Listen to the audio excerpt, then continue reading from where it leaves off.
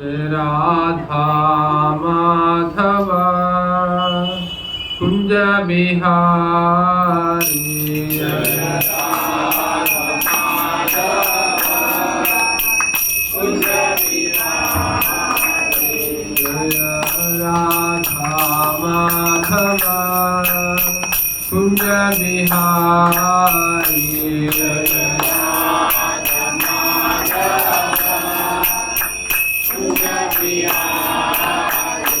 गोपी जन वल्लभ गिरिवरधारी गोपी जन वल्लभ गिरिवरधारी गोपी जन वल्लभ गिरिवरधारी गोपी जन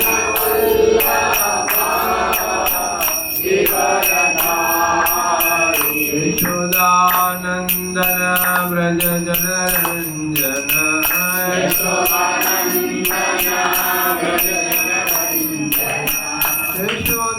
यशोदानंदन व्रज जनरंजन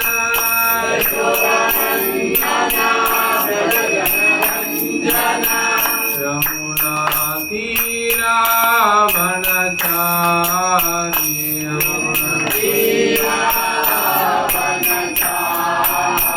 यमुना तीरा वनचारी जय राधा माधव कुंज बिहारी जय राधा माधव कुंज बिहारी गोपी जन वल्लभ गिरिवरधारी गोपी जन वल्लभ गिरिवरधारी यशोदानंदन व्रज जनरंजन यशोदानंदन व्रज जनरंजन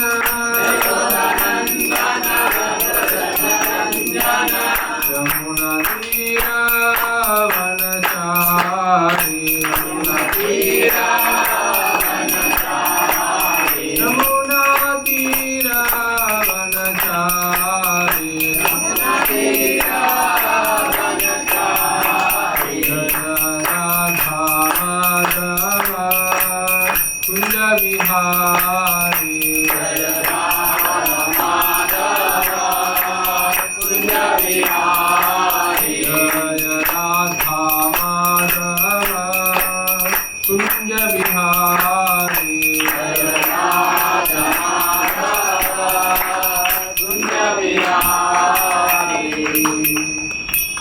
श्री हरिनाम संकीर्तन की जय श्री प्रभुपाद की जय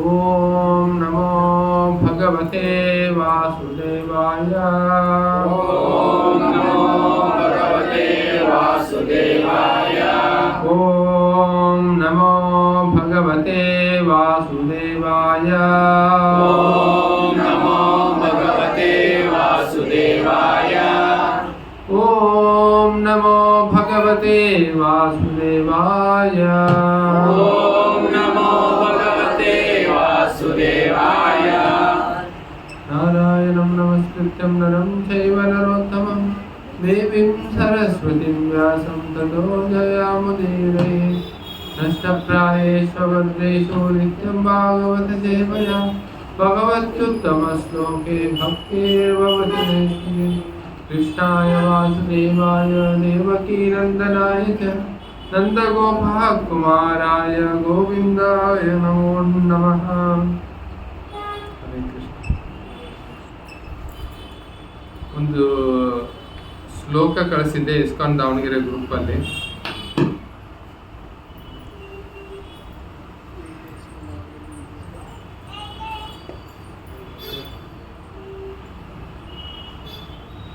ಶ್ರೀಮದ್ ಭಾಗವತಂ ಸ್ಕಂದ 10 ಅಧ್ಯಾಯ 22 ಶ್ಲೋಕ 35.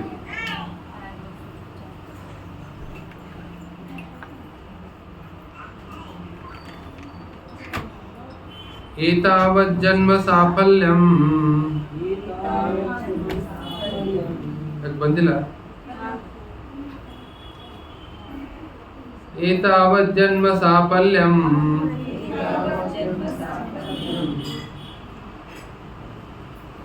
ದೇಹಿನಾಮಿಹ ದೇಹಿಷು ಪ್ರಾಣೈರರ್ಥೈರ್ಧಿಯಾ ವಾಚಾ ಶ್ರೇಯಾಚರಣಂ ಸದಾ.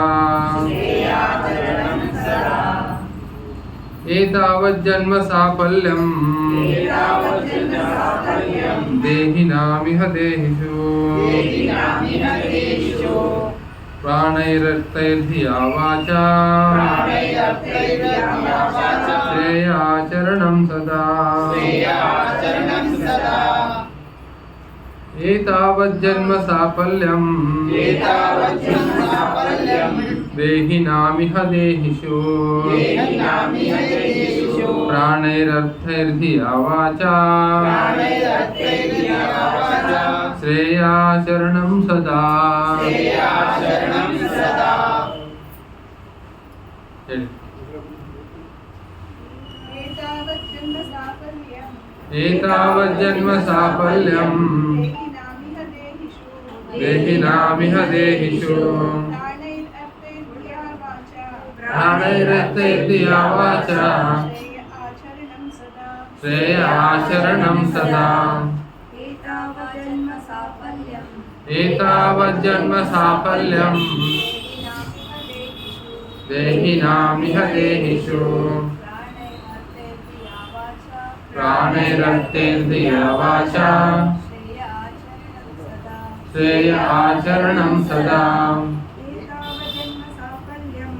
ಏತಾವಜ್ಜನ್ಮ ಸಾಫಲ್ಯಂ ದೇಹಿನಾಮಿಹ ದೇಹಿಷು ಪ್ರಾಣೈರರ್ಥೈರ್ಧಿಯಾ ವಾಚಾ ಶ್ರೇಯಾಚರಣಂ ಸದಾ.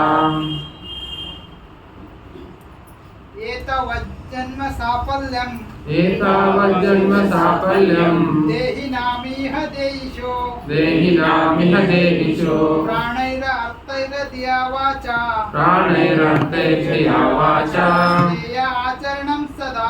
ಶ್ರೇಯಾಚರಣಂ ಸದಾ.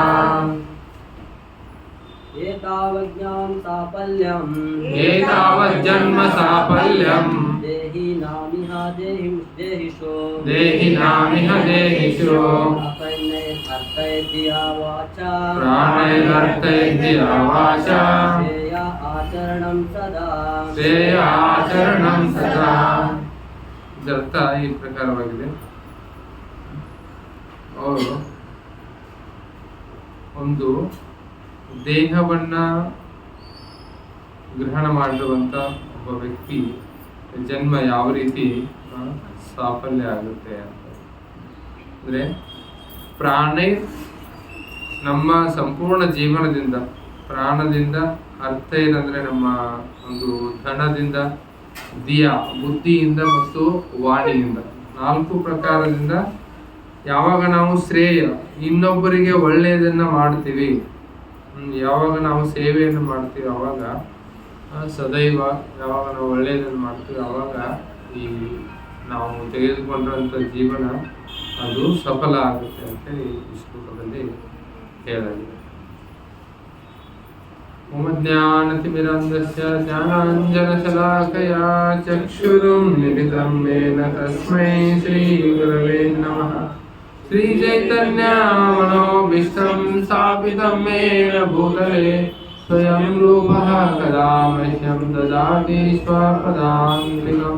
ವಂದೇಹಂ ಶ್ರೀಗುರೋ ಶ್ರೀಯುತಾಪದಕಮಲಂ ಶ್ರೀಗುರುನ್ ವೈಷ್ಣವಾಂಚ ಶ್ರೀರೂಪಂ ಸಾಗ್ರಜಾತಾಂ ಸಹಗಣ ರಘುನಾಥಾನ್ವಿತಂ तं ಸಜೀವಂ ಸಾದ್ವೈತಂ ಸಾವಧೂತಂ ಪರಿಜನಸಹಿತಂ ಕೃಷ್ಣ ಚೈತನ್ಯ ದೇವಂ ಶ್ರೀರಾಧಾ ಕೃಷ್ಣ ಪಾದಾಂ ಸಹಗಣ ಲಲಿತಾ ಶ್ರೀ ವಿಶಾಖಾಂ नमः ॐ विष्णुपादाय कृष्णप्रेष्ठाय भूतले श्रीमते भक्तिवेदान्त स्वामी नामिने नमस्ते सारस्वते देवे गौरवाणी प्रचारिणे निर्विशेष शून्यवादी पाश्चात्य देशकारिणे जय श्री कृष्ण चैतन्य प्रभु नित्यानंद श्री अद्वैत गदाधर शिवासादि गौर भक्त वृंद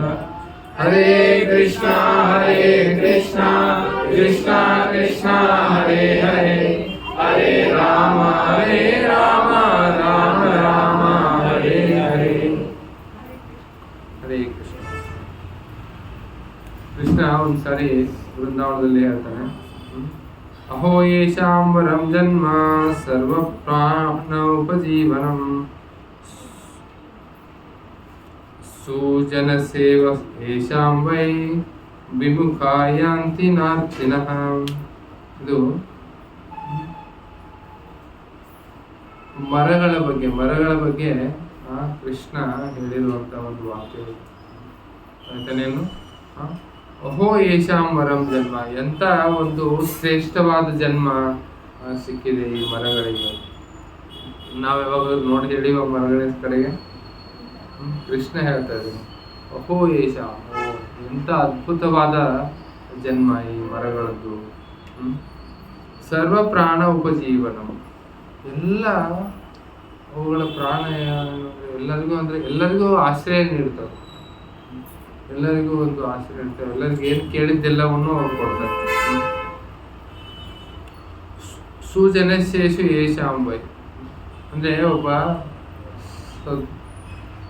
ಒಳ್ಳೆ ಜನ ಸಜ್ಜನರ ಹತ್ರ ಹೋದ್ರೆ ಯಾರು ಹೇಗೆ ಬರಿಗೈಯಿಂದ ಬರೋದಿಲ್ಲಲ್ಲ, ಆ ರೀತಿ ಈ ಸುಜನ ಸಜ್ಜನರ ಹತ್ರ ಹೋದ್ರೆ ಅದೇ ರೀತಿ ಈ ಮರಗಳ ಹತ್ರ ನಾವು ಹೋದ್ರೆ ಯಾವಾಗಲೂ ಬರಿಗೈಯಿಂದ ಬರೋದಿಲ್ಲ. ಅವುಗಳ ಹತ್ರ ಯಾವುದೂ ಕೊರತೆ ಇಲ್ಲ. ಮರಗಳ ನೋಡಿ, ಮರಗಳು ತಮ್ಮ ಎಲೆಯಿಂದ ಅವು ಏನ್ ಮಾಡ್ತವೆ, ನಮಗೆ ನೆರಳನ್ನು ಕೊಡ್ತವೆ. ಆಮೇಲೆ ನಮ್ಮ ಹಣ್ಣುಗಳಿಂದ ನಮ್ಮ ಹೊಟ್ಟೆಯನ್ನು ತುಂಬಿಸ್ತವೆ. ಆಮೇಲೆ ನಮ್ಮ ರೆಂಬೆ ಕೊಂಬಿಗಳಿಂದ ಎಲ್ಲ ನಮ್ಮ ಪೀಠೋಪಕರಣಕ್ಕೆ ಉಪಕಾರ ಮಾಡ್ತವೆ. ನಮ್ಮನ್ನ ಮಳೆಯಲ್ಲಿ ತಾವು ನೆಂದು ನಮ್ಮನ್ನು ರಕ್ಷಣೆ ಮಾಡ್ತವೆ, ಬಿಸಿಲಲ್ಲಿ ತಾವು ಬಿಸಿಲನ್ನು ತಿಂದು ನಮ್ಮ ರಕ್ಷಣೆ ಮಾಡ್ತವೆ. ಈ ರೀತಿ ಇದೇನಿದೆ, ಮರಗಳು ಅವು ಪರೋಪಕಾರಾರ್ಥ ಜೀವನಂ ಅಂತ ಹೇಳ್ತಾರಲ್ಲ, ಪರೋಪಕಾರಕ್ಕೋಸ್ಕರ ನಾವು ಜೀವನವನ್ನು ಮಾಡಬೇಕು ಅನ್ನೋ ಅದಕ್ಕೆ ಈ ಮರಗಳೇನಿದಾವೆ ಅವು ಒಂದು ಸಂಪೂರ್ಣ ಒಂದು ಪರಿಪೂರ್ಣ ಉದಾಹರಣೆ ಅಂತ ನಾವು ಹೇಳ್ಬೋದು. ಒಂದು ಶಬ್ದ ಇದೆ, ನಿಮ್ಗೆ ಗೊತ್ತಿರ್ಬೋದು, ಕಂಜೂಸ್. ಕನ್ನಡದಲ್ಲಿ ಏನ್ ಹೇಳ್ತಾರೆ? ಜಿಪುಣ ಅಂತ ಯಾರಿಗೆ ಹೇಳ್ತಾರೆ?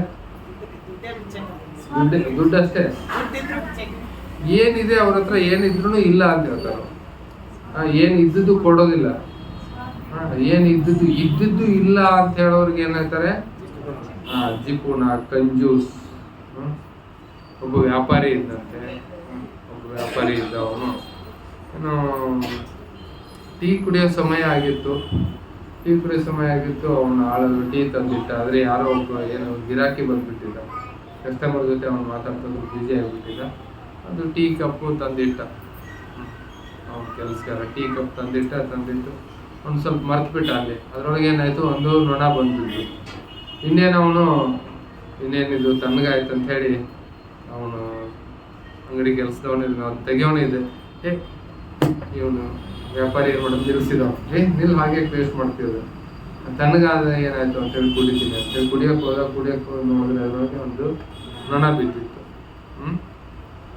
ಬಿದ್ದಿತ್ತು. ಅವನೇನ್ ಮಾಡಿದೆ, ಅಯ್ಯೋ ಇದನ್ನ ಹಂಗೆ ಎತ್ತು ಹೋಗ್ಬಿಟ್ರೆ ಚಹಾ ವೇಸ್ಟ್ ಆಗುತ್ತೆ ಅಂತ ಹೇಳಿ ಅವನೇನ್ ಮಾಡಿದೆ,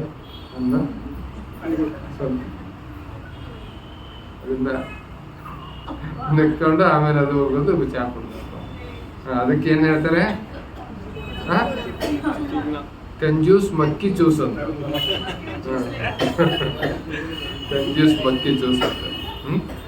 ಅದಕ್ಕೆ ಆದ್ರೆ ಈ ಮರಗಳು ಆ ರೀತಿ ಅಲ್ಲ, ಅವು ಈ ಕಂಜೂಸ್ ಮಾರ್ವಾಡಿ ಥರಲ್ಲ, ಮಾರ್ವಾಡಿ ಅಂತ ಹಿಂಗೆ ಹೇಳ್ತಾರೆ. ಯಾರಿಗೆ ಪರ್ಸ್ನಲ್ ಆಗಿ ತಗೋಬೇಡ್ರಿ, ಯಾರು ಮಾರ್ವಾಡಿ ಇದ್ರೆ ಇಲ್ಲಿ. ಅಂದರೆ ಅಷ್ಟೊಂದು ಜನ ಏನಿರ್ತಾರೆ ಅವರು ತುಂಬ ಜಿಪುಣ್ತಾನೆ ಇರ್ತಾರೆ. ಏನು ಅವ್ರ ಹತ್ರ ಇದೆ ಅದನ್ನು ಅವರು ಕೊಡೋದಿಲ್ಲ. ಅದಕ್ಕೋಸ್ಕರ ಅವ್ರು ಕೇಳೋದು ಕಂಜೂಸ್ ಅಂತೇಳಿ.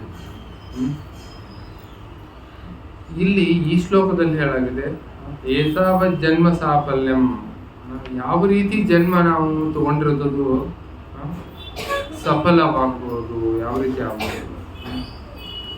ಪ್ರಾಣೈರ್ ಅರ್ಥೈರ್ ದೇಯವಾಚ, ಪ್ರಾಣ, ಪ್ರಾಣ ಅಂದ್ರೆ ಏನು? ನಮ್ಮ ಪ್ರಾಣ, ಸಂಪೂರ್ಣ ಪ್ರಾಣವನ್ನೇ ಕೊಟ್ಟು ನಾವು ಸೇವೆಗೋಸ್ಕರ ಏನ್ ಮಾಡ್ಬೇಕು? ನಾವು ಪ್ರಾಣವನ್ನೇ ಕೊಡ್ಬೇಕು. ಸಂಪೂರ್ಣ ನಾವು ಪ್ರಾಣವನ್ನೇ ಕೊಡ್ಬೇಕು. ಪ್ರಾಣ ಅಂದ್ರೆ ತೆಗೆದುಕೊಡೋದಲ್ಲ, ತಗೊಂಡ್ಬಿಟ್ರಿ ಅಂತಂದ್ರೆ ಆ ಅರ್ಥದಲ್ಲಿ ಅಂದ್ರೆ ಸಂಪೂರ್ಣ ಜೀವನವನ್ನು ನಾವು ಭಗವಂತನ ಸೇವೆಗೆ ಅರ್ಪಣೆಯನ್ನು ಮಾಡಬೇಕು. ಆಯ್ತಪ್ಪ, ಈಗ ಪ್ರಾಣ ಕೊಡೋದಂದ್ರೆ ಹೇಗೆ? ಹೌದು, ದೇವಸ್ಥಾನ ಇಸ್ಕಾನ್ ನೀವು ಜಾಯಿನ್ ಆಗ್ಬೋದು. ಭಗವಂತ ಆಕ್ಸಿಜನ್ ಸರಸ್ವತಿ ಠಾಕೂರ್ ಪ್ರಭುಪಾದ ಗುರುಗಳು ಹೇಳಿದ್ರು, ಇಷ್ಟೊಂದು ಜೀವನ ಏನ್ ಮಾಡಿದ್ರೆ ನೀವು, ಎಷ್ಟೊಂದು ಜೀವನಗಳನ್ನ ಏನ್ ಮಾಡಿದ್ರೆ ನಾವು ಬರೀ ಈ ಸಂಸಾರಕ್ಕೆ, ಮಾಯೆಗೆ ಕೊಟ್ಬಿಟ್ಟಿದೀವಿ ನಾವು. ಮಾಯೆಗೆ ಏನ್ ಮಾಡಿದೀವಿ? ಎಷ್ಟೋ ಜನ್ಮಗಳನ್ನ ಕೊಟ್ಟಿದ್ದೀವಿ, ಲೆಕ್ಕ ಇದ್ದಷ್ಟು, ಕೋಟ್ಯಾನುಗಟ್ಲೆ ಅನಂತ ಜೀವನಗಳನ್ನ ನಾವೇನ್ ಮಾಡ್ಬಿಟ್ಟಿದೀವಿ? ಮಾಯೆ ಸೇವೆಗೋಸ್ಕರ ಕೊಟ್ಟಿದ್ದೀವಿ. ಇದು ಒಂದು ಏನ್ ಮಾಡ್ಬೇಕು? ಒಂದು ಜೀವನವನ್ನ ನಾವು ಭಗವಂತನಿಗೋಸ್ಕರ ನೀವು ಕೊಡಿ ಅಂತ ಒಂದು ಜೀವನ. ನಾವು ನೋಡ್ತೀವಿ ಅಮೇರಿಕಾದಲ್ಲಿ ಶಿಲ ಪ್ರಭುಪಾದರು ಹೋದಾಗ ಅವ್ರ ಹತ್ರ ಏನೂ ಇರಲಿಲ್ಲ. ಶಿಲ ಪ್ರಭುಪಾದರು ಒಬ್ಬ, ಅವನ ಹೆಸರು ಕ್ರೇಜಿ ಪೀಟರ್ ಅಂತಿದ್ದ.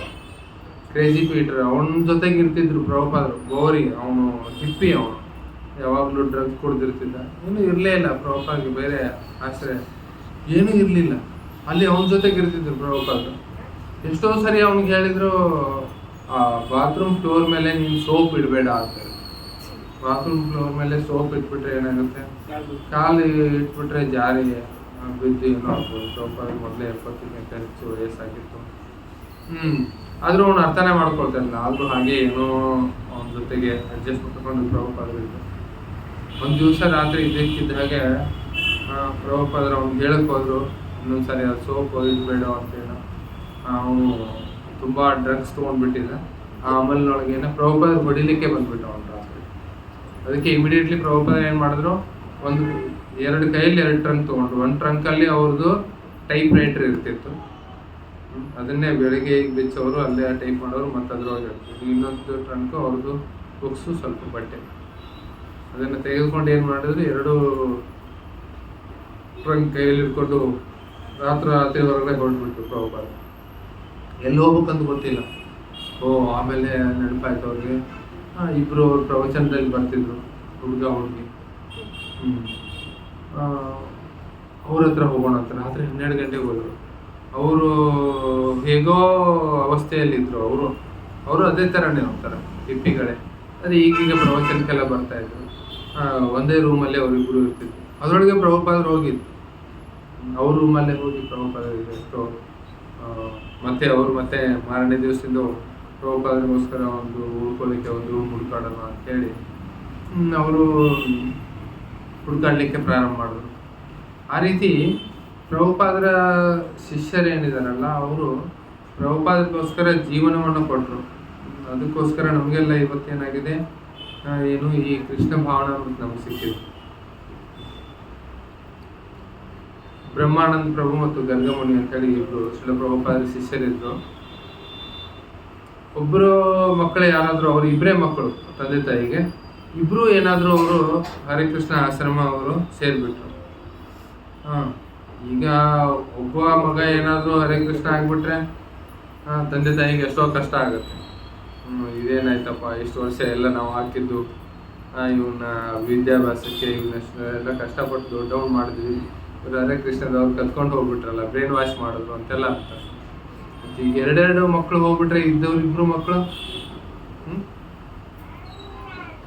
ಆಗ ಇವರಿಬ್ರು ಹರಿಕೃಷ್ಣ ಆದ್ರು. ಆಮೇಲೆ ಕೊನೆಗೆ ಅವ್ರ ತಂದೆ ಎಲ್ಲ ವಿಚಾರ ಮಾಡಿದ್ರು, ಸರಿ ನೋಡೋಣ ನಮ್ಮ ಮಕ್ಕಳು ಏನು ಮಾಡ್ತಾ ಇದ್ದಾರೆ ಅಂತ ಹೇಳಿ ನೋಡ್ಲಿಕ್ಕೆ ಅಂತ ಹೇಳಿ ಬರ್ಬೇಕು. ಹಾಗೆ ಅವ್ರ ತಂದೆ ಅಂದರು, ನಾನು ಬರೋದಿಲ್ಲ ದೇವಸ್ಥಾನಕ್ಕೆ, ನೀನೇ ಹೋಗು ಅಂತ ಹೇಳಿ ಅಮ್ಮನ ಹೇಳಿದ್ರು. ಅವ್ರ ಅಮ್ಮ ಬಂದರು, ದೇವಸ್ಥಾನಕ್ಕೆ ಬಂದರು. ಹೀಗೆ ಪ್ರವಚನ ನಡೀತಾ ಇತ್ತು. ಪ್ರವಚನ ಕೊಡ್ತಾ ಇದ್ರು. ಪ್ರಭುಪಾದರು ಪ್ರವಚನ ಕೊಡ್ತಾ ಇರ್ಬೇಕಾದ್ರೆ ಅಮ್ಮ ಬಂದರು. ಬಂದ ತಕ್ಷಣ ಪ್ರಭುಪಾದ ಇದು ಬ್ರಹ್ಮಾನಂದ ಮತ್ತು ಗರ್ಗಮುನಿ ತಾಯಿ ಬಂದಿದ್ದಾರೆ, ಅವ್ರಿಗೆ ಚೇರ್ ಕೊಡಿ ಕೂಡಿಸಿ ಎಲ್ಲ ಹೇಳಿದ್ರು. ಪ್ರವಚನ ಆಯಿತು. ಪ್ರವಚನ ಆದಮೇಲೆ ಪ್ರಭುಪಾದರು ಹೇಳಿದರು, ನೀವು ಏನು ಮಾಡಿ, ನಿಮ್ಮ ತಾಯಿಗೆ ಹೋಗಿ ನೀವು ನಮಸ್ಕಾರ ಮಾಡಿ, ಪ್ರಣಾಮ ಮಾಡಿ. ಅವ್ರು ಹೋಗಿ ಅಲ್ಲಿ ಪ್ರಣಾಮ ಮಾಡಿದ್ರು. ಪ್ರಣಾಮ ಮಾಡಿದ್ರೆ ಇವ್ರಿಗೆ ಗೊತ್ತೇ ಇಲ್ಲ ಆ ಪ್ರಣಾಮ ಯಾಕೆ ಮಾಡ್ತಾ ಇದ್ದಾರೆ ಅಂತ. ಪ್ರಣಾಮ ಮಾಡೋದು ಅದೆಲ್ಲ ಈ ರೀತಿ ಅಂದರೆ ಬಾಗೋದು ಅಂದರೆ ಅಲ್ಲಿ ಗೊತ್ತೇ ಇಲ್ಲ ಅವ್ರ ಜನರಿಗೆ, ಪ್ರಣಾಮ ಯಾಕೆ ಮಾಡಿದ್ರೆ ಗೊತ್ತಿಲ್ಲ. ಆಮೇಲೆ ಅವ್ರ ತಾಯಿ ಪ್ರಭುಪಾದ ಪ್ರಶ್ನೆ ಕೇಳಿದ್ರು, ಹಾಂ ಹೌದು, ನಮ್ಮ ಮಕ್ಕಳಿಗೋಸ್ಕರ ನೀವೇನು ಮಾಡ್ತಾ ಇದ್ದೀರಿ, ನನ್ನ ಮಕ್ಕಳು ಏನು ಮಾಡ್ತಾ ಇದ್ದಾರೆ ಇಲ್ಲ. ಪ್ರಭುಪಾದ ಹೇಳಿದ್ರು, ನಿಮ್ಮ ಮಕ್ಕಳಿಗೋಸ್ಕರ ನಾನು ಎಲ್ಲ ಮಾಡ್ತಾ ಇದ್ದೀನಿ.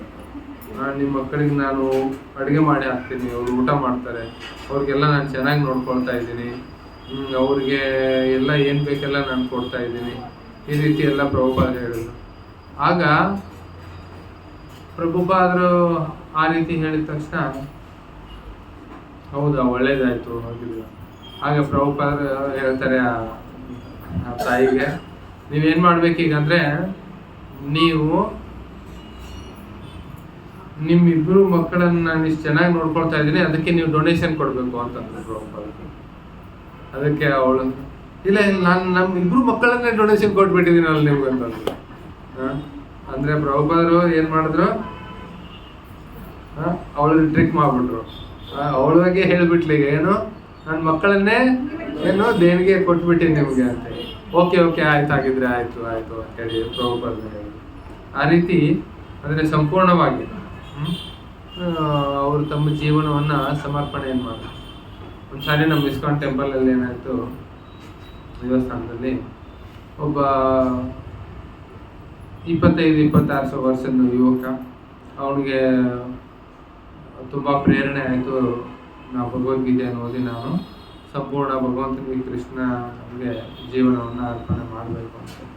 ಅದಕ್ಕೋಸ್ಕರ ಅವನು ದೇವಸ್ಥಾನಕ್ಕೆ ಬಂದು ಜಾಯಿನ್ ಆಗ್ತಾನೆ. ಆಶ್ರಮದಲ್ಲಿ ಬಂದು ಸಾಧು ಆದ. ಅದಾದಮೇಲೆ ಅವನ ತಂದೆ ತಾಯಿ ಅಜ್ಜ ಅಜ್ಜಿ ಅಕ್ಕ ತಂಗಿ ಎಲ್ಲರೂ ಬಂದುಬಿಡ್ತಾರೆ ದೇವಸ್ಥಾನಕ್ಕೆ ಬರ್ತಾರೆ. ಇಲ್ಲ ನನ್ನ ಮಗನೆಲ್ಲ ನೀವು ಹೀಗೆ ಇಟ್ಕೋಬಾರ್ದು ದೇವಸ್ಥಾನದಲ್ಲಿ, ಅವನಿಗಿನ್ನೂ ಭಾಳ ನಾವು ಜೀವನದಲ್ಲಿ ಏನೋ ಭಾಳ ಮಾಡೋದಿದೆ, ಅವನಿಗೆ ಭಾಳ ನೋಡೋದಿದೆ. ಒಬ್ಬನು ಒಂದು ಜಾಬ್ ಮಾಡಬೇಕು, ಜಾಬ್ ಮಾಡಿ ದುಡ್ಡು ಮಾಡಬೇಕು, ಮದುವೆ ಆಗಬೇಕು, ಮಕ್ಕಳಾಗಬೇಕು. ಆಮೇಲೆ ಮಕ್ಕಳು ಏನಾಗ್ತಾರಲ್ಲ, ಅವನು ವಯಸ್ಸಿಗೆ ಬರ್ತಾರಲ್ಲ, ಈಗ ಅಂಥ ಸಮಯದಲ್ಲಿ ಒಬ್ರು ಏನು ಮಾಡ್ಬೋದು, ಆಶ್ರಮಕ್ಕೆ ಹೋಗ್ಬೋದು, ಅವ್ರು ಭಗವಂತನ ಭಕ್ತಿ ಮಾಡ್ಬೋದು. ಅವನು ಹಾಗಾಗ್ಲಿ, ಅವಾಗ ಅವನು ಬರಲಿ ಅಂತ ಹೇಳಿದ್ರು. ಆಗ ನಮ್ಮ ದೇವಸ್ಥಾನದ ಅಧ್ಯಕ್ಷರು ಹೇಳಿದ್ರು, ಹೌದಾ ಹಾಗೇನಾ, ಇದು ಸತ್ಯನಾ ಅಂತಂದ್ರು. ಹೌದು ಅಂತಂದ್ರು. ಹಾಗಿದ್ರೆ ಇವ್ರಿಗೆ ನಾವು ಕಳಿಸ್ಕೊಡ್ತೀವಿ, ನೀವು ಬಂದ್ಬಿಡಿ, ಈಗ ನಿಮ್ಗೆ ಆಗಿದೆ ಅಲ್ಲ ಈಗ ವಯಸ್ಸು ಎಲ್ಲ. ಅವ್ರು ಹೇಳ್ತಾ ಇದ್ದಂದ್ರೆ, ಇಲ್ಲ ನಾನು ಬೇಡ, ಅವ್ನಿಗೆ ಇಟ್ಕೊಳ್ಳಿ, ನಾನು ಹೋಗ್ತೀನಿ ಮನೆಗೆ. ಈ ರೀತಿ ಏನದೆ, ಎಲ್ಲರೂ ನಾವು ಏನು ಮಾಡ್ತಾ ಇದ್ದೀವಿ, ನಾವು ಭಗವಂತನಿಗೆ ನಮ್ಮ ಒಂದು ಜೀವನವನ್ನು ಕೊಡೋದು, ಭಗವಂತನ ಸೇವೆಯನ್ನು ಮಾಡೋದಕ್ಕೆ ನಾವೇನು ಮಾಡ್ತಾ ಇದ್ದೀವಿ, ಪೋಸ್ಟ್ಪೋನ್ ಮಾಡ್ತಾ ಇದ್ದೀವಿ. ನಾವು ಏನು ಅದನ್ನು ಮುಂದೆ ಹಾಕೋದು. ನಾವು ಭಗವಂತನಿಗೆ ಏನಾದರೂ ಕೊಡಿ ಅಂತಂದ ತಕ್ಷಣ ಏನು ಮಾಡೋದು, ಅದು ಬೇಡಪ್ಪ, ಅದು ಮುಂದೆ. ಇದು ಪ್ರಾಣ ಆಯ್ತು. ಇದು ನಮ್ಮ ಜೀವನವನ್ನು ಭಗವಂತನ ಕೊಡೋದು, ನಮ್ಮ ಸಮಯವನ್ನು ಭಗವಂತನಿಗೆ ಮೀಸಲಿಡೋದು. ಪ್ರಾಣೈರ್ ಅರ್ಥ ಅಂದ್ರೆ ಏನು, ಅನರ್ಥ. ಈ ಜಗತ್ತಿನಲ್ಲಿ ಅರ್ಥ ಅನ್ನೋದೇನಿದೆಯಲ್ಲ, ಅದೇ ದೊಡ್ಡ ಅನರ್ಥ. ಯಾರ ಹತ್ರ ದುಡ್ಡಿದೆ ನೋಡಿ, ಯಾರು ಭಗವಂತನ ಸೇವೆಯಲ್ಲಿ ಉಪಯೋಗ ಮಾಡೋದಿಲ್ಲ, ಅದು ದೊಡ್ಡ ಅನರ್ಥ ಆಗುತ್ತೆ ಅವ್ರಿಗೆ. ಅದೆಲ್ಲ ಏನು ಮಾಡುತ್ತೆ, ಅದೆಲ್ಲ ಪಾಪ ಕಾರ್ಯಗಳಲ್ಲಿ ತೊಡಗುತ್ತೆ. ಒಬ್ಬ ವ್ಯಕ್ತಿ ಅನ್ನೋದು ಪಾಪ ಕಾರ್ಯಗಳನ್ನ ಮಾಡೋದಕ್ಕೆ ಹಚ್ಚುತ್ತೆ. ಅದಕ್ಕೆ ಯಾವ ದುಡ್ಡು, ಯಾವ ಹಣ ಏನಿದೆ ಅದು ಭಗವಂತನ ಸೇವೆಯಲ್ಲಿ ಹಚ್ಚೋದಿಲ್ಲ, ಅದೇನಾಗುತ್ತೆ, ಅದು ಅದು ಅನರ್ಥ ಆಗುತ್ತೆ, ಅದು ಅರ್ಥ ಅಲ್ಲ. ಅನರ್ಥ ಆಗುತ್ತೆ. ನಿಮ್ಗೆ ಗೊತ್ತಿರ್ಬೋದು ಬಿಲ್ ಗೇಟ್ಸ್ ಕೇಳಿದಿರಲ್ಲ. ಒಂದು ಸಮಯದಲ್ಲಿ ಅವನು ಜಗತ್ತಿನ ಅತ್ಯಂತ ಶ್ರೀಮಂತ ವ್ಯಕ್ತಿ ಆಗಿದ್ದ. ಟಾಪ್ 10 ಅಲ್ಲಿ ಈಗಲೂ ಇದ್ದಾರೆ, ಗೊತ್ತಿಲ್ಲ ಬಿಲ್ ಗೇಟ್ಸ್. ಯಾವ ಕಂಪನಿ ಅವನು? ಮೈಕ್ರೋಸಾಫ್ಟ್. ನಾವೆಲ್ಲ ನಮ್ಮ ಲ್ಯಾಪ್ಟಾಪ್ಗಳಲ್ಲಿ ಯೂಸ್ ಮಾಡ್ತೀವ, ಏನು ವಿಂಡೋಸ್, ಮೈಕ್ರೋಸಾಫ್ಟ್ ಸಾಫ್ಟ್ವೇರ್. ಅದಿಲ್ಲದೆ ಅದು ಹಾರ್ಡ್ವೇರ್ ಲ್ಯಾಪ್ಟಾಪ್ ನಡೆಯೋದಿಲ್ಲ. ಅದರದ್ದು owner Bill Gates. Bill Gates ಇನ್ನೂ ಆಗೋಕ್ಕಿಂತ ಮುಂಚೆ, ಅಂದರೆ ಬಿಲ್ ಗೇಟ್ಸ್ ಅವನ ಹೆಸರಿತ್ತು, ಅವನು ಅಗರ್ಭ ಶ್ರೀಮಂತ ಆಗೋಕ್ಕಿಂತ ಮುಂಚೆ ಅಮೆರಿಕಾದಲ್ಲಿ ಒಂದ್ಸಾರಿ ಅವನು ಏರ್ಪೋರ್ಟಲ್ಲಿ ಹೋಗ್ತಾ ಇದ್ದ. ಏರ್ಪೋರ್ಟಲ್ಲಿ ಹೋಗ್ಬೇಕಾದ್ರೆ ಅವನಿಗೆ ಅನ್ನಿಸ್ತು, ಅಲ್ಲಿ ನೋಡಿದ ಒಂದು ವ್ಯಾಪಾರಿ ನ್ಯೂಸ್ ಪೇಪರ್ ಎಲ್ಲ ಸೇಲ್ ಮಾಡ್ತಾ ಇದ್ದ. ಓಕೆ, ನಾನು ನ್ಯೂಸ್ ಪೇಪರ್ ತೊಗೊಳ್ಬೇಕು ಅಂತ ಅದು ಅನಿಸ್ತು. ಅವನ ಹತ್ರ ಹೋಗಿ ನ್ಯೂಸ್ ಪೇಪರ್ ತೊಗೊಂಡ, ಒಂದು ಸ್ಟ್ಯಾಂಡಲ್ಲಿದ್ದು. ಆಮೇಲೆ ಜೋಬಲ್ಲಿ ನೋಡ್ದ, ಒಂಥರ ದುಡ್ಡು ಇರಲಿಲ್ಲ. ಅವ್ನಿಗೆ ಹೇಳಿದ ಅಂಗಡಿಯವನಿಗೆ, ಇಲ್ಲ ನನ್ನ ಹತ್ರ ದುಡ್ಡಿಲ್ಲ, ಮತ್ತೊಮ್ಮೆ ಮುಂದೆ ಯಾವಾಗಾದ್ರೂ ಕೊಡ್ತೇನೆ. ಓಕೆ ಅಂತ ಅವ್ನು ನ್ಯೂಸ್ ಪೇಪರ್ ತೊಗೊಂಡು ಹೋದ. ಇನ್ನೊಂದು ಸ್ವಲ್ಪ ತಿಂಗಳಾದ್ಮೇಲೆ ಅದೇ ರೀತಿ ಆಯಿತು. ಮತ್ತೆ ಅದೇ ರೀತಿ ಆಯಿತು. ಆವಾಗ ಮತ್ತೆ ಅವನು ದುಡ್ಡು ತೊಗೊಳಕ್ಕೆ ನೋಡ್ತಾನೆ, ಕೊಡಲಿಕ್ಕೆ ಅವನ ಹತ್ರ ದುಡ್ಡಿಲ್ಲ. ಇಲ್ಲ ನನ್ನ ಹತ್ರ ದುಡ್ಡಿಲ್ಲ, ಈಗ ಮುಂದೆ ಯಾವಾಗಾದ್ರೂ ಕೊಡ್ತೇನೆ ಅಂತ ಹೇಳಿ ಮತ್ತೆ ನ್ಯೂಸ್ ಪೇಪರ್ ತೊಗೊಂಡು ಹೋದ. ಆಮೇಲೆ ಇನ್ನೊಂದು ಸ್ವಲ್ಪ ತಿಂಗಳು, ವರ್ಷ ಆದಮೇಲೆ ಅವನು ದೊಡ್ಡ ಅಗರ್ಭ ಶ್ರೀಮಂತನಾದ, ಬಿಲ್ ಗೇಟ್ಸ್, ಮೈಕ್ರೋಸಾಫ್ಟ್ ಓನರ್. ಆವಾಗ ಅವನು ಮರಳಿ ಅದೇ ಏರ್ಪೋರ್ಟಲ್ಲಿ ಹೋಗ್ತಾ ಇರ್ತಾನೆ. ಹೋಗ್ಬೇಕಾದ್ರೆ ಅವನಿಗೆ ನೆನಪಾಗುತ್ತೆ, ಈ ಅಂಗಡಿಕಾರನ ಹತ್ರ ನಾನು 2 ಸಾರಿ ನ್ಯೂಸ್ ಪೇಪರ್ ತೊಗೊಂಡಿದ್ದೆ, ಅವ್ನಿಗೆ ದುಡ್ಡು ಕೊಟ್ಟಿರಲಿಲ್ಲ, ಈಗ ಹೋಗಿ ದುಡ್ಡು ಕೊಡ್ಬೇಕು, ನನ್ನ ಹತ್ರ ದುಡ್ಡಿದೆಯಲ್ಲ ಈಗ ಅಂತ ಹೇಳಿ ಅವನು ಹೋಗಿ ಅವ್ನ ಅಂಗಡಿಕಾರನಿಗೆ ಹೇಳ್ತಾನೆ, ನಿನಗೆ ಗೊತ್ತೇನೋ ನಾನು ಯಾರು ಅಂತ ಗೊತ್ತಾ ನಿನಗೆ ಅಂತ ಹೇಳ್ತಾನೆ. ನನಗೆ ಗೊತ್ತಲ್ಲ, ನೀವು ಬಿಲ್ ಗೇಟ್ಸ್ ದೊಡ್ಡ, ನಿಮ್ಗೆ ಗೊತ್ತಾ 2 ಸಾರಿ ನ್ಯೂಸ್ ಪೇಪರ್ ನಾನು ಫ್ರೀಯಾಗಿ ತೊಗೊಂಡು ಹೋಗಿದ್ದೆ, ಆಮೇಲೆ ಕೊಡ್ತೀನಿ, ದುಡ್ಡು ಇರಲಿಲ್ಲ ನನ್ನ ಹತ್ರ ಅಂತೇಳಿ. ಈಗ ನನ್ನ ಹತ್ರ ದುಡ್ಡು ತುಂಬ ಇದೆ, ನಿನಗೇನು ಬೇಕು ಹೇಳು, ನಾನು ಕೊಡ್ತೇನೆ. ಆಗ ಅಂಗಡಿಕಾರ ಹೇಳಿದಂತೆ, ಆ ವ್ಯಾಪಾರಿ ಹೇಳ್ತಾನೆ, ನಾನು ನಿನಕ್ಕಿಂತ ದೊಡ್ಡ ಶ್ರೀಮಂತ ಇದ್ದೀನಿ, ನನಗೇನು ಬೇಕಾಗಿಲ್ಲ, ನೀನು ತೊಗೊಂಡು ಹೋಗ್ಬೇಕಾದ್ರೆ ಇನ್ನೊಂದು ಸಾರಿ ನ್ಯೂಸ್ ಪೇಪರ್ ಅಂತ. ಹೀಗೆ ಹೇಳ್ತಾ ಇದ್ದೀನಿ, ನನಗಿಂತ ದೊಡ್ಡ ಸಾಹುಕಾರ ಅಂತ ಹೇಳ್ತಾ ಇದೆಯಲ್ಲ. ಆಗ ಹೇಳಿದಂತೆ ಆ ಅಂಗಡಿಕಾರ, ನೀನು ಈಗ ನಿನ್ನ ಹತ್ರ ಇದೆ ಅಲ್ಲ, ನಿನ್ನ ಹತ್ರ ಏನಿದೆ ಈಗ, ದುಡ್ಡಿದೆ, ಅದಕ್ಕೆ ನೀನು ಕೊಡ್ತಾ ಇದೀಯ. ಆದರೆ ನಾನು ಮೊದಲಿಂದಾನೇ ಕೊಡ್ತಾ ಇದ್ದೀನಿ, ಯಾವಾಗ ಇರಲಿಲ್ಲಲ್ಲ ನನ್ನ ಹತ್ರ, ಆವಾಗಲಿಂದನೇ ನಾನು ಕೊಡ್ತಾ ಇದ್ದೀನಿ, ಅದಕ್ಕೆ ನಾನು ನಿನಗಿಂತ ದೊಡ್ಡ ಸಾಹುಕಾರ. ಅದಕ್ಕೆ ಇನ್ನೊಂದ್ಸರಿ ನಿನಗೆ ನ್ಯೂಸ್ ಪೇಪರ್ ಬೇಕಂದ್ರೆ ನೀನು ಹಾಗೆ ತೊಗೊಂಡು ಹೋಗ್ಬೋದು.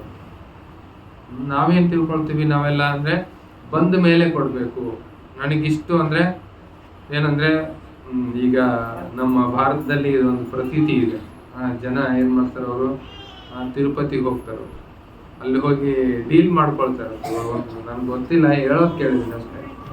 ಭಗವಂತನಿಗೇನು, ನನ್ನ ವ್ಯಾಪಾರ ಚೆನ್ನಾಗಾಗಲಿ, ಇಷ್ಟಾದರೆ ಎಷ್ಟು ಮಾಡ್ತೇನೆ, ಇಷ್ಟು ಪರ್ಸೆಂಟೇಜ್ ಕೊಡ್ತೇನೆ, ಇಷ್ಟಾದರೆ ನಿನಗೆ ಇಷ್ಟು ಪರ್ಸೆಂಟೇಜು. ಅದಕ್ಕೆ ದೇವ್ರು ಏನು ಮಾಡಬೇಕು, ಇವ್ರ ಅಂಗಡಿ ಒಳಗೆ ಕೂಲಿಯಾಗಿ ಬರಬೇಕು. ಯಾಕಂದರೆ ದೇವ್ರಿಗೆ ಕಡಿಮೆ ಆಗ್ಬಿಟ್ಟಿದೆ ನೋಡಿ ಪರ್ಸೆಂಟೇಜ್. ಅದಕ್ಕೆ ಇವ್ರ ಅಂಗಡಿ ಒಳಗೆ ಕೂಲಿಯಾಗಿ ಬಂದು ಅವನು ಏನು ಮಾಡಬೇಕು, ಇವ್ರು ವ್ಯಾಪಾರ ಮಾಡಿಕೊಡ್ಬೇಕು. ಅಂಥ ಪರಿಸ್ಥಿತಿ. ಅದು ಭಕ್ತಿ ಅಲ್ಲ, ಭರ್ತೆ ದೇವರನ್ನು ಕೊಡ್ತಾನೆ ಅಂತ ನೋಡೋದು. ಅಫ್ಕೋರ್ಸ್ ಭಾಗವತದಲ್ಲಿ, ಶಾಸ್ತ್ರದಲ್ಲಿ ನಾವು ಯೋಗ್ಯ ಸ್ಥಾನದಲ್ಲಿ ಭಗವಂತನ ಸೇವೆಗೋಸ್ಕರ ನಾವು ದಾನವನ್ನು ಕೊಟ್ಟರೆ ಅದು ನಮಗೆ ಅನೇಕ ಪಟ್ಟು, ಸಾವಿರಾರು ಪಟ್ಟು, ಕೋಟಿ ಪಟ್ಟು ನಮಗೆ ಮರಳಿ ಬರುತ್ತೆ ಅಂತ ಹೇಳಾಗಿದೆ. ಅದು ಎದಕ್ಕೆ ಹೇಳಾಗಿದೆ, ಅದು ನಾವು ಕೊಡಲಿ ಅಂತೇಳಿ, ಅಂದರೆ ವ್ಯಾಪಾರಕ್ಕೋಸ್ಕರ ಅಂತಲ್ಲ, ಇದಕ್ಕಿಂತ ಒಳ್ಳೆ ಸ್ಟಾಕ್ ಬೇರೆ ಯಾವುದೂ ಇಲ್ಲ ಅಂತಲ್ಲ. ಹೇಳಿರೋದೇನು, ನಾವು ಕೊಡೋದನ್ನು ಕಲ್ತ್ಕೊಳ್ಳಿ ಅಂತ ಅರ್ಥ. ಈಗ ನೋಡಿ,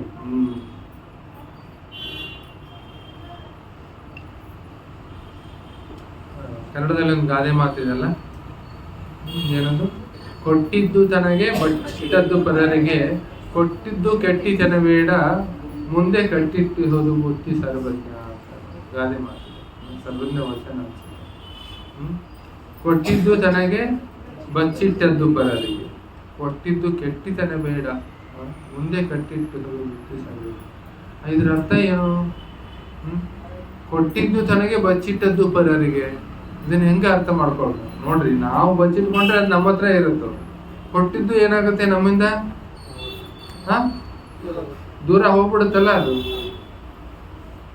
ದೂರ ಹೋಗುತ್ತಲ್ಲ. ಅಂದ್ರೆ ಇಲ್ಲಿ ದೂರ ಹೋಗ್ಬೇಕಾಗಿರೋದೇನಂದ್ರೆ ನಾನು ಅನ್ನೋದು ಅಹಂಕಾರ, ನನ್ನ ಒಂದು ಆ ವಸ್ತುವಿನ ಒಂದು ಸ್ವಾಮಿತ್ವ ಏನಿದೆ ಅದು ಹೋಗುತ್ತಾಗಿದೆ. ನಾನು ಅನ್ನೋದೇನಿದೆ ಅಹಂಕಾರ ಅದು ಹೋಗುತ್ತಾಗಿದೆ. ಯಾವಾಗಲೂ ಅದಕ್ಕೆ ನಾವು ಯಜ್ಞದಲ್ಲಿ ಆಹುತಿ ಕೊಡ್ಬೇಕಾದ್ರೆ ಹೇಳ್ತಾರೆ ಏನು, ಇದಂ ಇಂದ್ರಾಯ ಸ್ವಾಹ, ಇದಂ ಇಂದ್ರಾಯ ಇದಂ ನಮಃ ಅಂತ. ಇದು ಇಂದ್ರನಿಗೆ ನಾನು ಆಹುತಿ ಅರ್ಪಿಸ್ತಾ ಇದ್ದೀನಿ, ಇದು ನಂದಲ್ಲ, ಇದು ಇಂದ್ರಂದು. ಇದು ನನ್ನದಲ್ಲ, ಇದು ಇಂದ್ರನಿಗೆ ಸೇರಿದ್ದು, ಅವನಿಗೆ ಕೊಡ್ತಾ ಇದ್ದೀನಿ ನಾವು ಆಹುತಿ ಅಂತೇಳಿ. ಈ ರೀತಿ ನಾವು ಅಂದರೆ ಇದು ನನ್ನದಲ್ಲ, ಇದು ಭಗವಂತನಿಗೆ ಸೇರಿದ್ದು, ಇದು ಅವನಿಗೆ ಸೇರಬೇಕು ಅನ್ನೋ ಭಾವನೆ. ಒಂದ್ಸಾರಿ ಇದನ್ನ ಅರ್ಥ ಮಾಡ್ಕೊಳ್ಳಿಕ್ಕೆ ಒಂದು ಸಣ್ಣ ಒಂದು ಘಟನೆ ಹೇಳ್ತಾರೆ. ಒಂದ್ಸಾರಿ ಒಂದು ಊರಲ್ಲಿ ಒಬ್ಬ ಸಾಹುಕಾರ ಇರ್ತಾನೆ, ದಣಿ. ಅವನೇನು ಮಾಡ್ತಾ ಇರ್ತಾನೆ, ಬಡ್ಡಿ ವ್ಯಾಪಾರ ಮಾಡ್ತಾ ಇರ್ತಾನೆ, ಬಡ್ಡಿ ವ್ಯವಹಾರ ಮಾಡ್ತಾ ಇರ್ತಾನೆ. ಎಲ್ಲರಿಗೂ ಅವನೇನು ಬಡ್ಡಿ ಹೆಂಗೆ ದುಡ್ಡು ಕೊಟ್ಟು ಒಳ್ಳೆ ಧನ ಸಂಗ್ರಹ ಮಾಡಿರ್ತಾನೆ. ಆದರೆ ಏನು ಅವನೇನು ಯಾರಿಗೂ ಒಂದು ನಯ ಪೈಸೆನೂ ಎತ್ತಿ ಕೊಟ್ಟು ಅವನಿಗೆ ಯಾವುದೇ ಆ ರೀತಿ ಯಾವುದೇ ಅಭ್ಯಾಸ ಇರ್ತಿಲ್ಲ. ಒಂದ್ಸಾರಿ ಏನಾಗುತ್ತೆ, ಅವರಲ್ಲಿ ಒಬ್ಬ ಬಡವ ಇರ್ತಾನೆ. ಆ ಬಡವ ಏನು ಮಾಡ್ತಾನೆ, ಈ ಧನಿ ಹತ್ರ ಅವನು ಮಗಳ ಮದುವೆಗೋಸ್ಕರ ಅಂತೇಳಿ ಸಾಲ ಅಂತೇಳಿ ಒಂದಿಷ್ಟು ದುಡ್ಡು ಇಸ್ಕೊಳ್ತಾನೆ. ಅದ್ರ ಬಡ್ಡಿ ಬೆಳೀತಾ ಹೋಗುತ್ತೆ, ದುಡ್ಡು ಮರಳಿ ಕೊಡ್ಲಿಕ್ಕೆ ಆಗೋದಿಲ್ಲ. ಆಗ ಒಂದು ದಿವಸ ಏನು ಮಾಡ್ತಾನೆ, ಈ ಧನಿ ಅವನಿಗೆ ಒಂದು ದಿವಸ ಕರೆದು ಅವನಿಗೆ ಧಮಕಿ ಹಾಕ್ತಾನೆ. ಹೇಳ್ತಾನೆ, ಇಲ್ಲ ನೋಡು, ನೀನು ನಾಳೆ ಬೆಳಗ್ಗೆ ಅಷ್ಟರೊಳಗೆ ನಾನು ದುಡ್ಡು ತಂದು ಕೊಡದೇ ಇದ್ರೆ ಏನು ಮಾಡ್ತೀನಿ, ನಿನ್ಗೆ ಇದ್ದದ್ದು ಒಂದು ಮನೆ ಅದನ್ನು ಹರಾಜು ಹಾಕ್ಬಿಡ್ತೀನಿ, ನೀವು ಬೀದಿಗೆ ಬರಬೇಕಾಗುತ್ತೆ. ಅದಕ್ಕೋಸ್ಕರ ಈ ಬಡವನು ತುಂಬ ದುಃಖ ಆಗುತ್ತೆ, ಇನ್ನೇನು ಮಾಡ ಎಲ್ಲ ಹರಾಜು ಹಾಕ್ತಾನೆ ಇವನು ಅಂತೇಳಿ ನಾನು ಇದ್ದು ಸತ್ತ ಹಾಗೆ ನಿನ್ನ ಮೇಲೆ ರಾತ್ರಿ ನಾನು ಆತ್ಮಹತ್ಯೆ ಮಾಡ್ಕೊಳ್ಬೇಕು. ಈ ಯಾರಿಗೂ ಗೊತ್ತಾಗಬಾರ್ದು ಅಂತ ಹೇಳಿ ಈ ಏನು ಧನಿ ಇರ್ತಾನಲ್ಲ, ಅವನೇನು ಮಾಡಿರ್ತಾನೆ, ಅವನ್ನೆಲ್ಲ ಒಡೆಯವೆಗಳು ಏನು ಹತ್ರ ಬಂಗಾರ ಇತ್ತು, ಆಭರಣ, ದುಡ್ಡು, ಅದನ್ನೆಲ್ಲ ಅವನ ಗದ್ದೆಯಲ್ಲಿ, ಊರ ಹೊರಗಡೆ ಗದ್ದೆ ಇರುತ್ತೆ, ಗದ್ದೆ ಒಳಗೆ ಒಂದು ಬನ್ನಿ ಮರ ಇರುತ್ತೆ. ಆ ಬನ್ನಿ ಮರದ ಬುಡದಲ್ಲಿ ಅದನ್ನು ಹುಗಿದಿರ್ತಾನೆ. ಪ್ರತಿನಿತ್ಯ ಅದು ಇದೇ ಇಲ್ಲೋ ಅಂತ ನೋಡ್ಕೊಂಬರಕ್ಕೆ ಇವನು ಏನು ಮಾಡ್ತಾ ಇರ್ತಾನೆ, ಪ್ರತಿನಿತ್ಯ ರಾತ್ರಿ ಎಲ್ಲರೂ ಮಲ್ಕೊಂಡ ಮೇಲೆ ಮಧ್ಯರಾತ್ರಿಗೆ ಹೋಗೋದು, ಕಂದೀಲ್ ಹಿಡ್ಕೊಂಡು ಹೋಗಿ ಏನು ಮಾಡೋದು, ಅಲ್ಲಿ ಹೋಗಿ ಚೆಕ್ ಮಾಡೋದು, ಅದಿದೆ ಇಲ್ಲೋ, ದುಡ್ಡು ಇದೆ ಇಲ್ಲ ಅಂತ ನೋಡೋದು, ಅಗೆಯೋದು, ನೋಡೋದು, ಮತ್ತೆ ಮಣ್ಣೆ ಮುಚ್ಚೋದು, ಬರೋದು, ಆ ರೀತಿ ಮಾಡ್ತಾರೆ. ಸೊ ಇವತ್ತು ಇವನು ಏನು ಮಾಡ್ತಾನೆ, ಬಡವ, ನಾನು ಇನ್ನೇನು ಆತ್ಮಹತ್ಯೆ ಮಾಡ್ಕೊಂಡು ಬಿಡ್ಬೇಕಂತೇಳಿ ಒಂದು ಹಗ್ಗ ತಗೊಂಡು ಅವನು ಆ ಬನ್ನಿ ಮರದ ಹತ್ರ ಹೋಗ್ತಾನೆ. ಹೋಗಿ ಏನು ಮಾಡ್ತಾನೆ, ಮರ ಹತ್ತಾನೆ. ಇನ್ನೇನು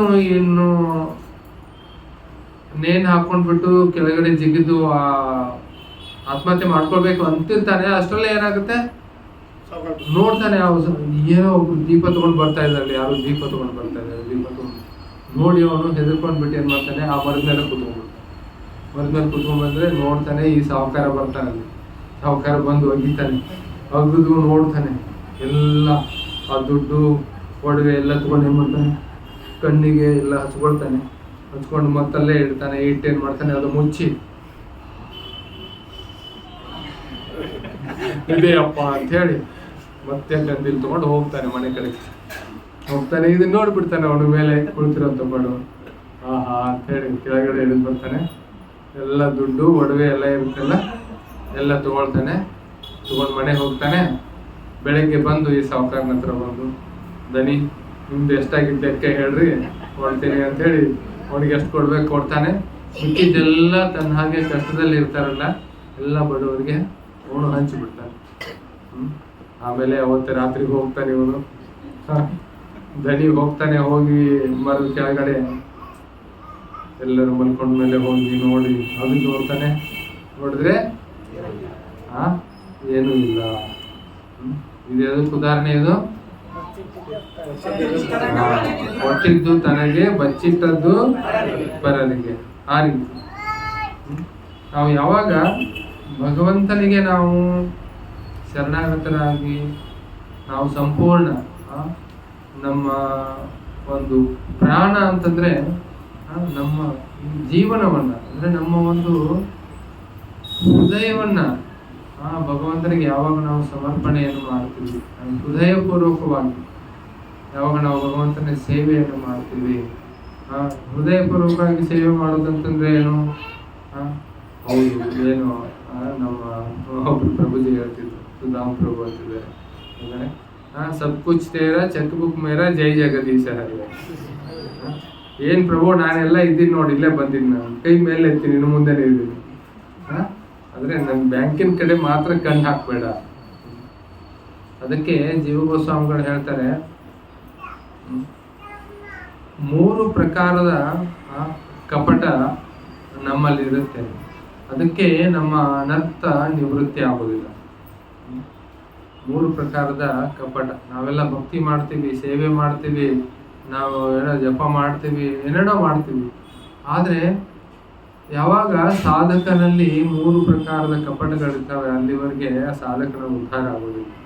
ಯಾವ ಕಪಟ? ಧನ ಕಪಟ. ಮೊದಲನೇದು ಯಾವುದು? ಧನ ಕಪಟ. ಧನ ಕಪಟ ಅಂದ್ರೆ ಉಂಡಿಯಲ್ಲಿ ಹಾಕೋದೊಂದು ಬೇರೆ, ಜೋಬಲ್ಲಿ ಇಟ್ಕೊಳ್ಳೋದೊಂದು ಬೇರೆ. ಕೃಷ್ಣ ಅದು ಕೊಡು ಕೊಡು ಕೊಡಂದ್ರೆ ಕೊಟ್ಟಿಲ್ಲ, ಎಲ್ಲಿ best, what ever best I can give, ನಾನು ಏನು ಮ್ಯಾಕ್ಸಿಮಮ್ ಕೊಡ್ಬೇಕು ಸಾಧ್ಯತೆ ಇಲ್ಲ, ಅಲ್ಲಿ ಹಾಕ್ಬಿಟ್ಟಿದೆಯಲ್ಲ ಮ್ಯಾಕ್ಸಿಮಮ್. ಏನದು 10 ರೂಪಾಯಿ ನೋಟು, 5 ರೂಪಾಯಿ ಕಾಯಿನು, 1 ರೂಪಾಯಿ ಕಾಯಿನು, 2 ರೂಪಾಯಿ ಕಾಯಿನು, 500 ನೋಟು, ಅವೆಲ್ಲ ಅವು ಜೋಬ್ನಾಗ ಇರ್ಬೇಕಾಗ್ಬೋದು. ಮ್ಯಾಕ್ಸಿಮಮ್ ಕೊಟ್ಬಿಟ್ಟಿವಿ. ಆಮೇಲೆ ಕೊರೋನಾ ಟೈಮಲ್ಲಿ ನೋಡಿದ್ವಿ ನಾವು, ನೋಟ್ ಎಕ್ಸ್ಚೇಂಜ್ ಟೈಮ್ ಮುಗಿದ ಮೇಲೆ ಜನ ತಂದು ಹಾಕಿದ್ದಾರೆ 2000 ನೋಟು, 1000 ನೋಟು ಎಕ್ಸ್ಚೇಂಜ್. ಅದು ಮ್ಯಾಕ್ಸಿಮಮ್ ಅವ್ರು ಕೊಡ್ಬೋದು. ಇದಕ್ಕೆ ಏನ್ ಹೇಳ್ತಾರೆ? ಇದಕ್ಕೆ ಧನ ಕಪಟ. ಕೃಷ್ಣ ಅದನ್ನ ನೋಡೋದಿಲ್ಲ. ನೀವು ಅಲ್ಲಿ ಹುಂಡಿ ಒಳಗೆ ಏನ್ ಹಾಕ್ತೀರಿ ಅಂತೇಳಿ, ಹಿಂದೆ ಏನ್ ಬಚ್ಚಿಟ್ಕೊಂಡಿರಲ್ಲ ಅದನ್ನ ನೋಡ್ತಾನೆ, ವ್ಯಾಲೆಟ್ ಒಳಗೆ ಏನಿದೆಯಲ್ಲ ಅದನ್ನ ನೋಡ್ತಾನೆ. ಅದಕ್ಕೋಸ್ಕರ ಧನ ಕಪಟ.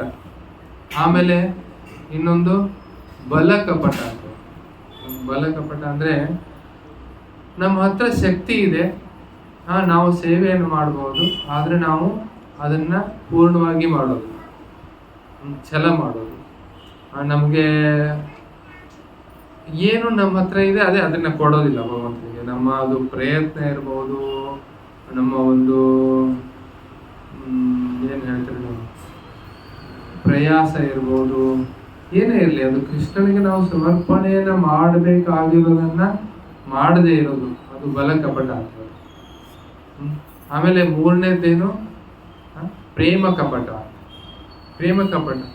ಹೌದು, ನಾವು ಏನು ಕೊಡ್ತಾ ಇದ್ದೀವಿ, ಭಗವಂತನಿಗೆ ಸಮಯ ಕೊಡ್ತಾ ಇದ್ದೀವಿ, ನಮ್ಮ ಬುದ್ಧಿ ಕೊಡ್ತಾ ಇದ್ದೀವಿ, ನಾವೆಲ್ಲ ಡೊನೇಷನ್ನು ಕೊಡ್ತಾ ಇದ್ದೀವಿ. ಆದ್ರೆ ಏನು ನಾವು ಅದನ್ನ ಮನಪೂರ್ವಕವಾಗಿ ಕೊಡ್ತಾ ಇದೀವ, ಮನಪೂರ್ವಕವಾಗಿ ಮಾಡ್ತಾ ಇದೀವ? ಏನು ನಮ್ದು ಬೋರ್ಡ್ ಮೇಲೆ ಹೆಸರು ಬರುತ್ತೆ ಅಂತ ಮಾಡ್ತಾ ಇದೀವಿ, ಅಥವಾ ಕಾರ್ಡಲ್ಲಿ ಹೆಸರು ಬರುತ್ತೆ ಅಂತ ಮಾಡ್ತಾ ಇದ್ವಿ, ಅಥವಾ ಅನೌನ್ಸ್ಮೆಂಟ್ ಆಗುತ್ತೆ ಅಂತ ಮಾಡ್ತಾ ಇದೀವೋ, ಏನೋ ಒಂದು ಇಚ್ಛೆಯಿಂದ ಮಾಡ್ತಾ ಇದೀವಿ. ನಾವು ಮನಪೂರ್ವಕವಾಗಿ ಮಾಡ್ತಾ ಇಲ್ಲ, ಹೃದಯಪೂರ್ವಕವಾಗಿ ಮಾಡ್ತಾ ಇಲ್ಲ. ಸಂಪೂರ್ಣ ಒಂದು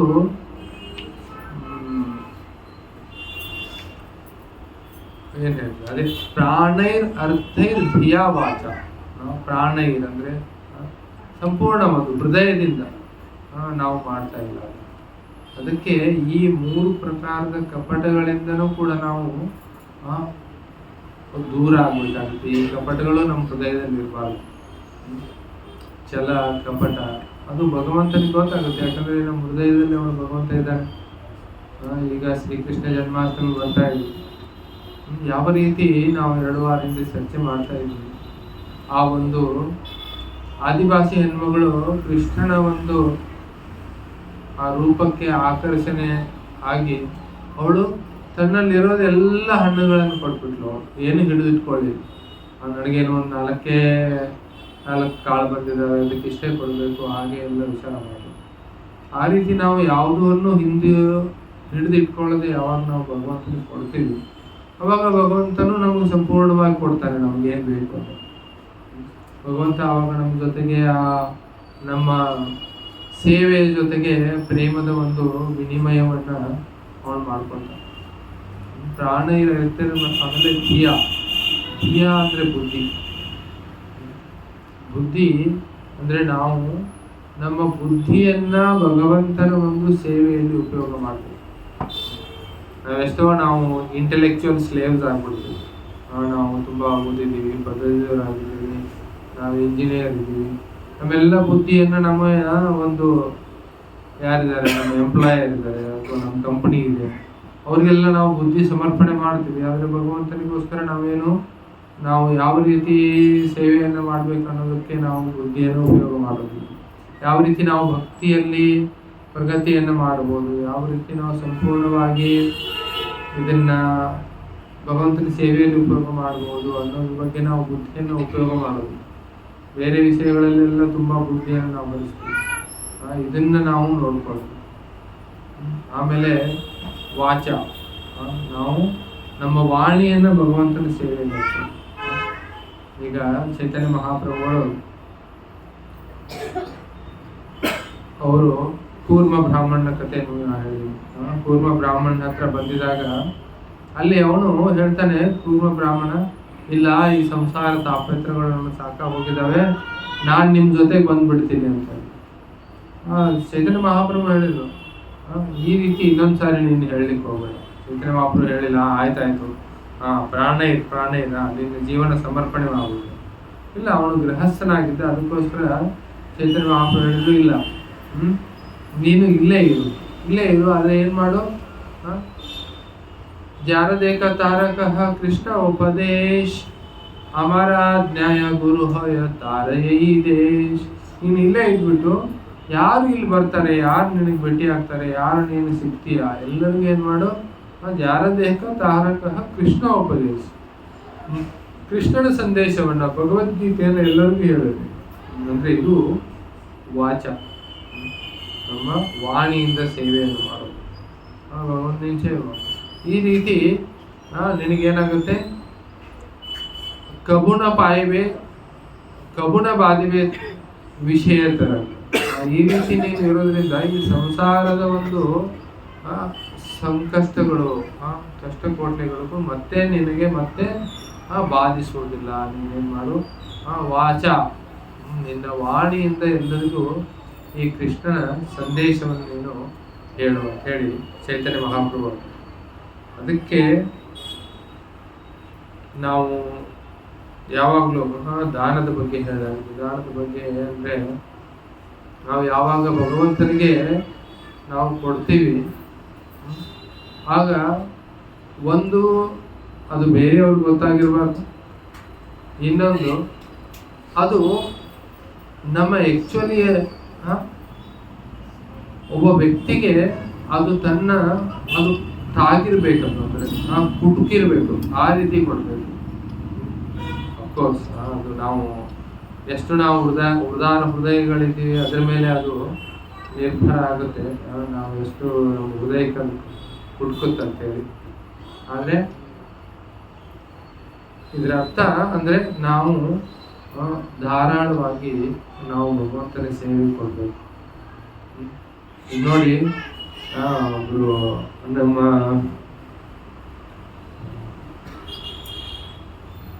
ಒಬ್ರು ಕ್ರಿಶ್ಚಿಯನ್ ಪಾದ್ರಿ ಇದೆ.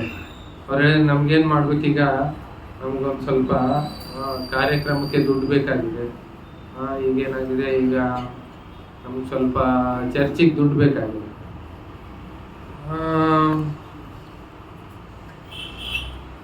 ಅದ್ರ ಬಗ್ಗೆ ಎರಡು ವಿಷಯ ಇದೆ. ಒಂದು ವಿಷಯ, ಒಳ್ಳೆ ವಿಷಯ ಏನಂತಂದ್ರೆ ದುಡ್ಡಿದೆ. ಇನ್ನು ಕೆಟ್ಟ ವಿಷಯ ಏನಂತಂದ್ರೆ ಆ ದುಡ್ಡು ಇನ್ನೂ ನಿಮ್ ಜೇಬಲ್ಲೇ ಇದೆ. ಅದು ಇನ್ನೂ ಏನೋ, ಅದು ದೇವಸ್ಥಾನದ ಅಕೌಂಟ್ ಅಲ್ಲಿ ಬಂದಿಲ್ಲ. ಅದು ಎಲ್ಲಿದೆ, ಅದು ನಿಮ್ ಜೇಬಲ್ಲೇ ಇದೆ. ಆ ರೀತಿ ಅಂದ್ರೆ ದುಡ್ಡಿದೆ, ದುಡ್ಡಿಲ್ಲ ಅಂತಲ್ಲ, ದುಡ್ಡು ಅದು ಎಲ್ಲಿ ಅದನ್ನು ಉಪಯೋಗ ಮಾಡಬೇಕು ಅಲ್ಲಿ ಅದು ಉಪಯೋಗ ಆಗ್ತಾ ಇಲ್ಲ.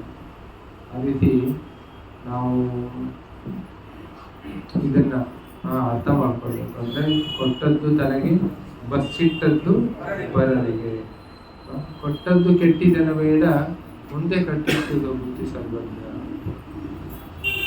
ಈ ನಮ್ಮ ಜೀವನ ಯಾವುದಕ್ಕಾದ್ರೂ ಪರೋಪಕಾರಾರ್ಥ ಜೀವನ. ಈ ಮರಗಳಿಂದ ನಾವು ಕಲ್ಕೊಳ್ಬೇಕು. ಭಗವಂತ ಮರಗಳನ್ನ ಗುಣಗಾನ ಮಾಡ್ತಾ ಇದ್ದಾರೆ.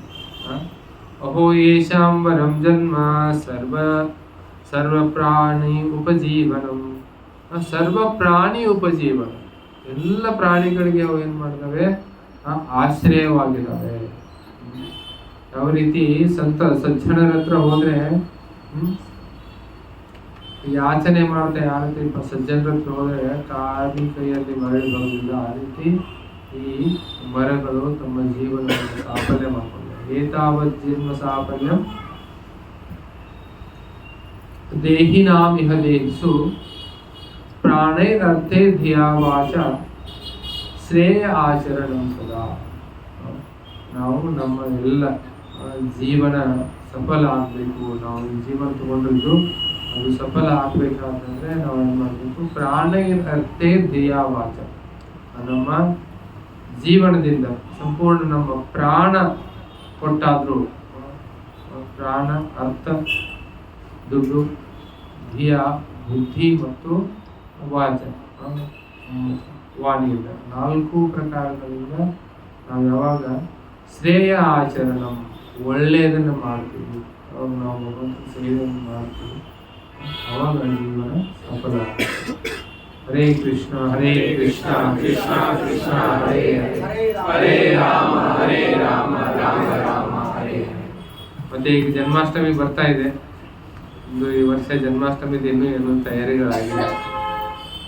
ದೇಣಿಗೆನೂ ಬೇಕು, ಅದಕ್ಕೋಸ್ಕರ ಪ್ರವಚನ ಕೊಟ್ಟಿದ್ರು. ಏನು ಈಗ ಒಳ್ಳೆ ನ್ಯೂಸ್ ಏನು, ದುಡ್ಡು ಇದೆ. ಅದೆಲ್ಲಿದೆ? ದೇವರಾಜನ ಜೇವನಾಗೆ, ದೇವಸ್ಥಾನ ಅಕೌಂಟಲ್ಲಿ. ಹೌದಾ? ಶ್ರೀಕಾಂತನ ಜೇಬನಲ್ಲಿ ಇತ್ತ? ನೀವಿಬ್ರು ಹೇಳ್ಬೇಕು ಯಾರ ಜೇಬಲ್ಲಿದೆ. Good news is that money is there, but it is in your pocket. ಅದು ಕೃಷ್ಣನ ಅಕೌಂಟಿಗೆ ಬರಬೇಕು ಸೇವೆ ಮಾಡಿ. ಹರೇ ಕೃಷ್ಣ. ಜನ್ಮಾಷ್ಟಮಿ ತುಂಬಾ ಕಡಿಮೆ ಸಮಯ ಇದೆ ನಮ್ಮ ಹತ್ರ, ಒಂದೇ ವಾರ. ನಮಗೆಲ್ಲೂ ಹೊರಗಡೆ ಹೋಗೋಕ್ಕಾಗಿಲ್ಲ, ಸ್ವಲ್ಪ ಆರೋಗ್ಯ ಸಮಸ್ಯೆ ಎಲ್ಲ ಇದ್ದರಿಂದ ಅದಕ್ಕೆ ಬೇಗ ಎಲ್ಲರೂ ಸೇರಿ ನಾವು ಏನು ಮಾಡ್ಬೇಕೀಗ, ಜನ್ಮಾಷ್ಟಮಿ ಸೇವೆ ಮಾಡಬೇಕು. ಹರೇ ಕೃಷ್ಣ. ಯಾರಿಗಾದ್ರೂ ಏನಾದ್ರು ಪ್ರಶ್ನೆ ಇದೆಯಾ? ಏನು ಪ್ರಶ್ನೆ ಇಲ್ಲ? ಸಮಸ್ಯೆ ಇದೆಯಾ? ಪರಿಹಾರ ಆಯ್ತಾ? ಅರ್ಥ ಆಯ್ತು, ಅನರ್ಥ ಆಗಿಲ್ಲ. ಹರೇ ಹರೇ ಕೃಷ್ಣ. ಧನ್ಯವಾದ.